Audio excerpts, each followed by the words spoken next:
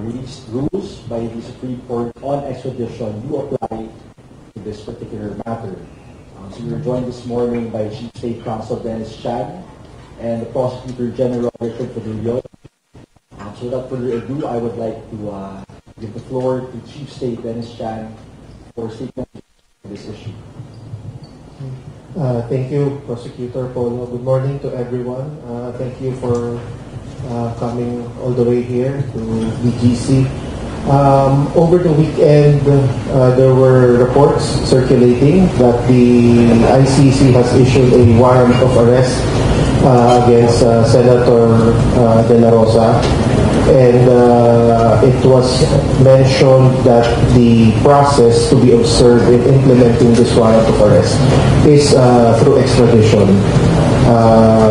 This now was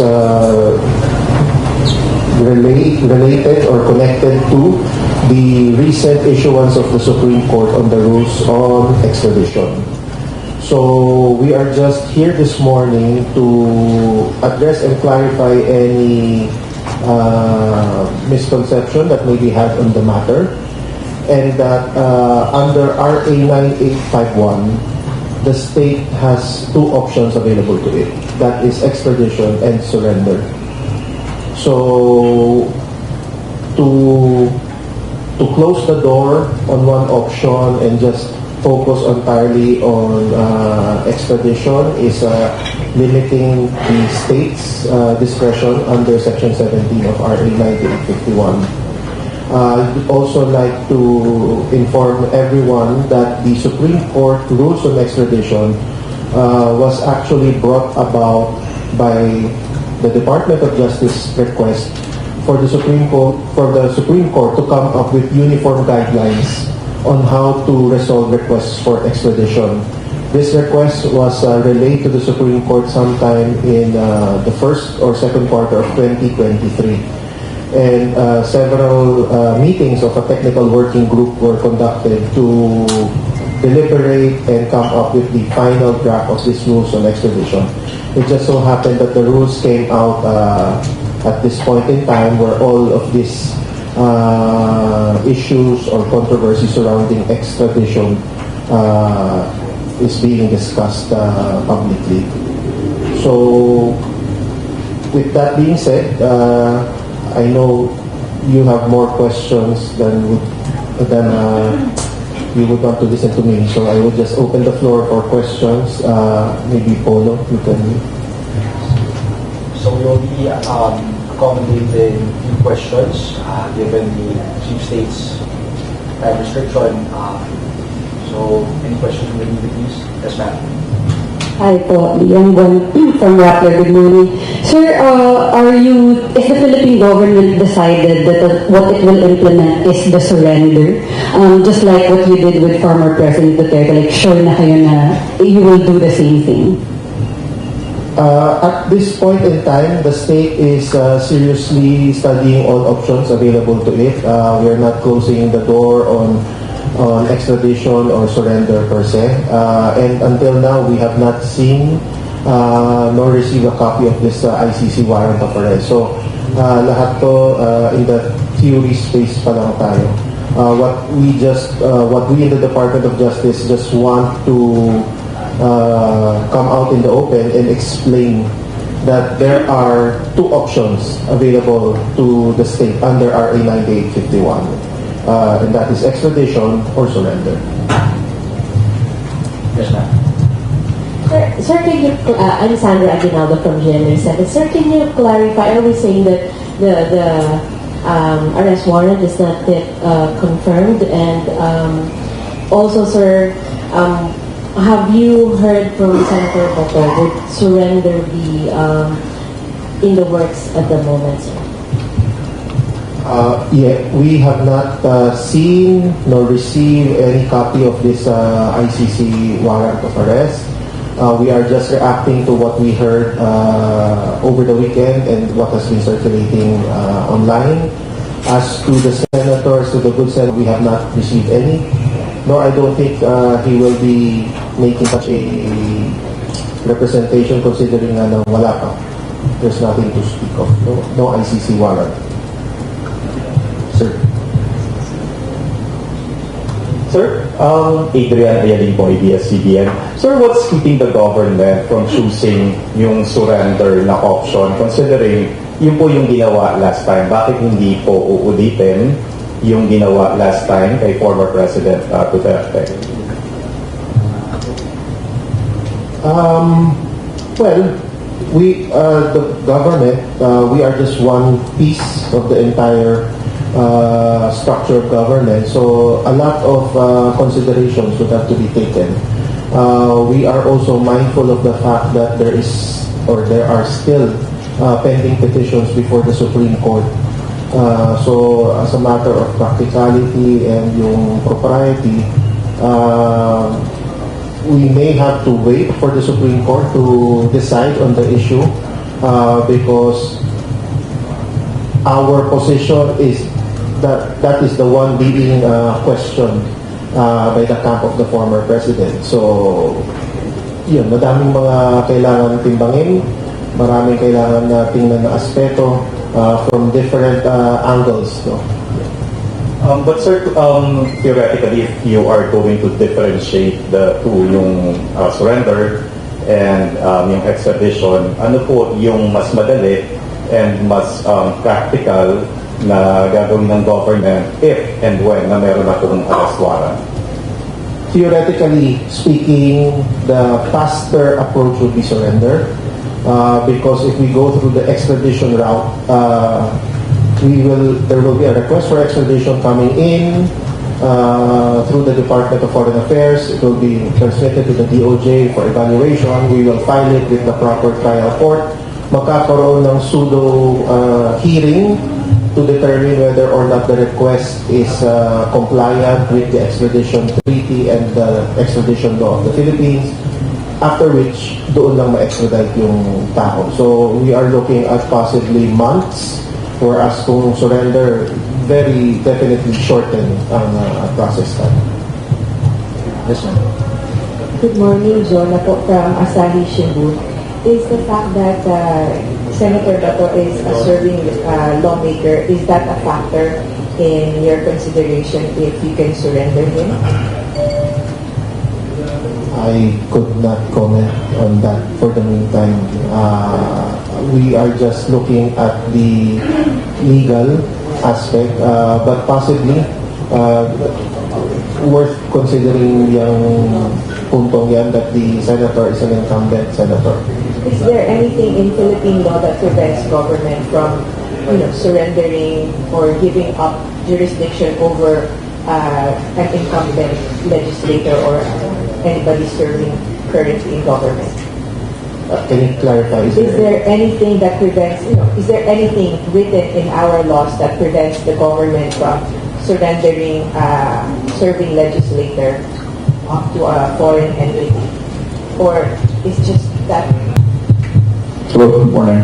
Yeah, actually, there is, if you're talking about the possibility of the arrest and the possibility of probably having or raising the issue of immunity, there is no such thing as immunity even if you are a legislator. Now, of course, there are certain restrictions. If the penalty is more than 6 years in one day, then the same cannot be implemented during the time when Congress is in session. But certainly, there's no restriction as to the arrest if, for example, they are on recess. Although we have heard the good senator already make some statements before that he will seek possible asylum or refuge in the Senate. We do not know if that is the position that he still would be taking at this time. But certainly that is one matter that can be or that will be taken into account in deciding what action or what course of action the government will take. Yes, sir. So can we consider if hypothetical warrant of arrest by the ICC, can we consider it as a request within the context of an extradition, considering that we are no longer signatory? Mr. Chan? Theoretically, no. Because the warrant of arrest has a different purpose than request for extradition. There is a proper wording template na sinusunod when it comes to our request for extradition. And may proseso din na sinusundan, which is you have to go to DFA also. So technical, the process of extradition is very technical. Kaya nga, there is also the other quote-unquote simpler approach of surrender under RA 9851. Just a few more questions. Yes, sir. Sorry, pa-clarify, Ian Lafi po of Philstar.com. Pwede nyo pa-clarify lang po. Possible, paano po magiging possible ang extradition in this case if the ICC is not a state party? Okay. ICC, you're correct, ICC is not a state that will fall under the definition of a requested state under our extradition law. So, now ang question dyan is if they come up with a request for extradition, wala din tayong treaty to begin with ICC to process that. So, yun hanggang doon na lang ang kasabihin. Yes, ma'am. Sir, are you considering following Article 59 this time just to be prudent yung dadalhin sa competent judicial authority? And if you do, is that a unique process or are you automatically going for extradition pag dinala na siya sa judge? As mentioned by Chief Chando, that is the route that was taken earlier when the arrest of former President Duterte was undertaken. But precisely because there are pending petitions before the Supreme Court that we want to be more circumspect in any action that we will be taking. We just do not want the government to be restricted in the options that it will have by saying that extradition is the only route. Because as mentioned also, extradition will take a longer time than you would if, for example, the option of surrender was taken into account. So obviously, this time, we want to be more careful because the circumstances then and the circumstances now are quite different. At that time, there was no petition yet which was raised or filed before the Supreme Court. Now, courtesy to the Supreme Court, we would probably have to await, or we would prefer to await the resolution of the Supreme Court on the pending petitions before we can come up with a more definitive action.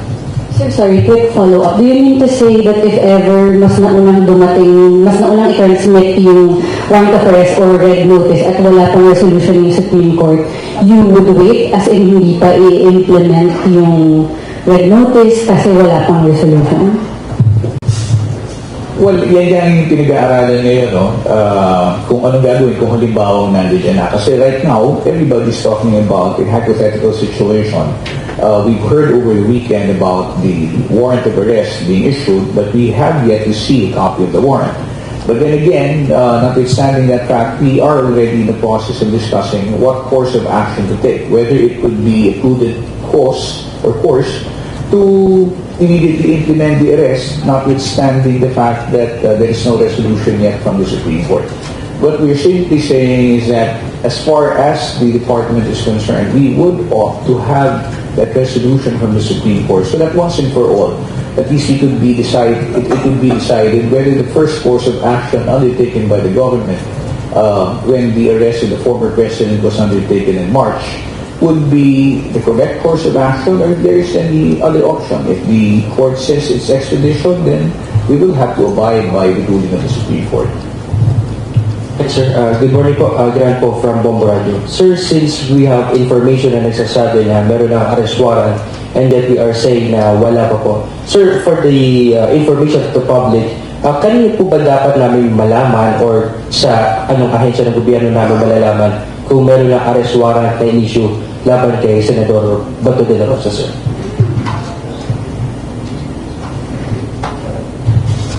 I suppose it would have to be coursed through the Department of Foreign Affairs if they receive a copy of the warrant, and then the Philippine Center for Transnational Crimes would be the ones who would have or be furnished a copy of the same. then that's the only time transmittals would be made to the relevant agencies or law enforcement agencies directed to implement the same. Sir, to clarify lang, yung option na surrender, does that include voluntary surrender on the part of the extraditing? Yes, that would be the easiest course. If, for example, there is a voluntary surrender on the part of the person requested, that would mean that it would be shorter and more, much faster route than having to implement the warrant, look for him, and then actually put him under custody. But sir, at this point, are we monitoring already the whereabouts of the senator, or wala pa namang pong requests from the Interpol? Right now, I don't think there is any request yet coming from the Interpol, and I don't think it would also be right for us to be monitoring the movements of Senator Bato, considering the fact that there is no warrant yet that we have seen. I think it would be best to wait for the warrant to be there and then take the necessary course of action after that.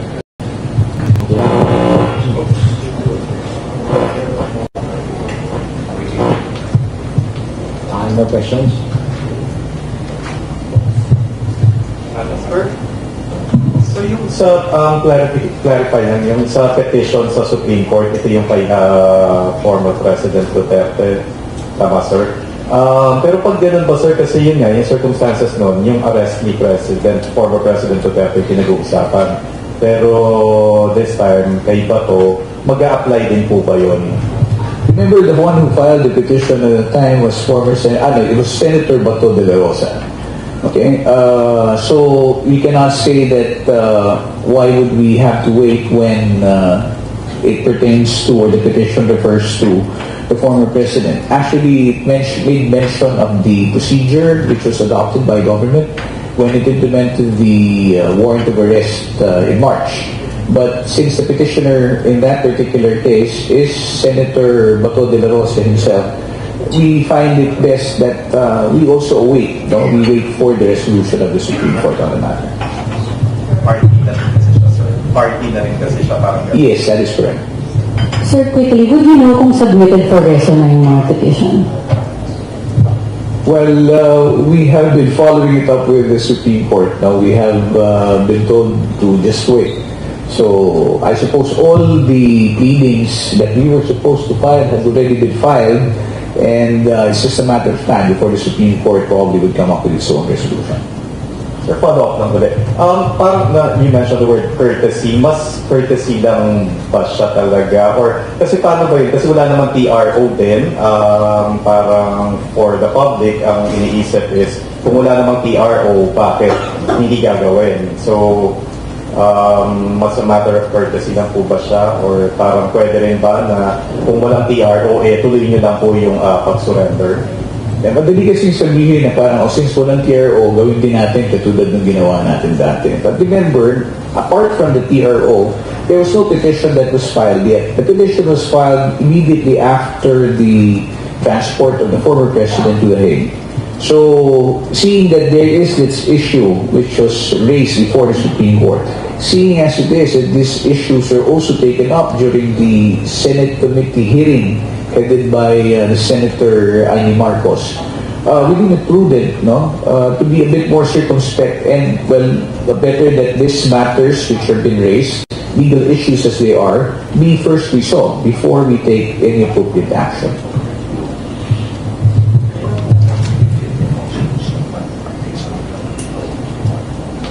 The floor is also open to questions regarding updates or developments with respect to the fire flood control cases.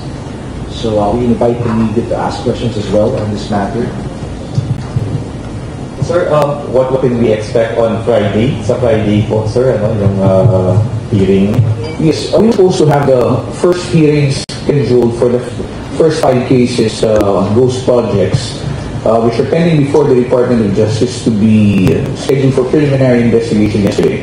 Unfortunately, the weather was not as cooperative, so we decided to postpone the hearing scheduled yesterday and move it to this Friday. This Friday, the parties, through their lawyers, have already been informed of the resetting. We have gotten, the prosecutors have gotten in touch with them or are getting in touch with them for the schedule on November 14. No? We expect that on November 14, parties will probably be there together with their lawyers to secure copies of the complaints. The complaints in these cases are quite voluminous, so rather than send it out through registered mail, the prosecution teams opted to have the parties come to the department to secure their copies, make sure that they have all the documents that they need so that they can prepare their defenses. So wala pa, sir, counter affidavits na may sasubmit?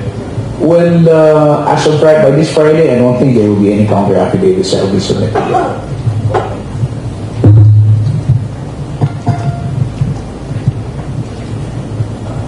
Yes, anymore. So we've extended the time until 8:45. In case there are further questions. Yes, ma'am. Update na rin ba, sir, doon sa iba pang Pinay, yung sa mga lawmakers? Di ba may filing din po sa, ang nag-message sa NBI or Department of Justice? Yes, there were cases that were referred to us, and this is undergoing evaluation. So technically, we cannot make any disclosures yet on the on the facts or pertinent facts pertaining to those cases up until the evaluation process is finished.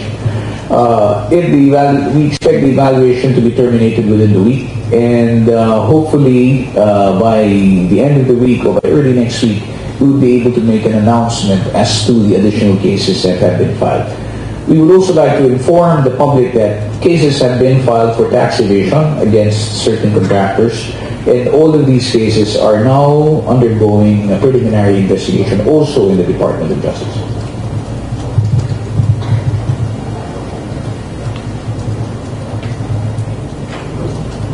No more? Okay, so with that, thank you for your time.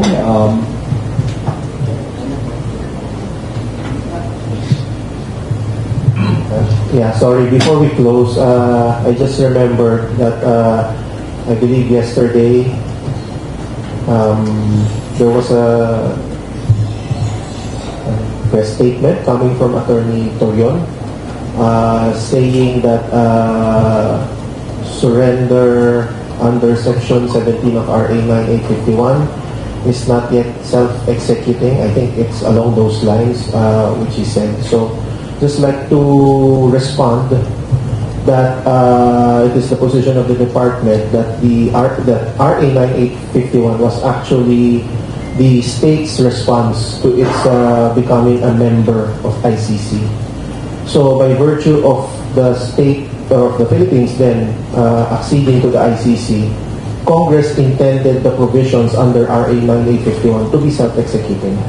So yung Section 17 which says that the state, or in the interest of justice, the state has the option to either do extradition or surrender, that in itself is already self-executing.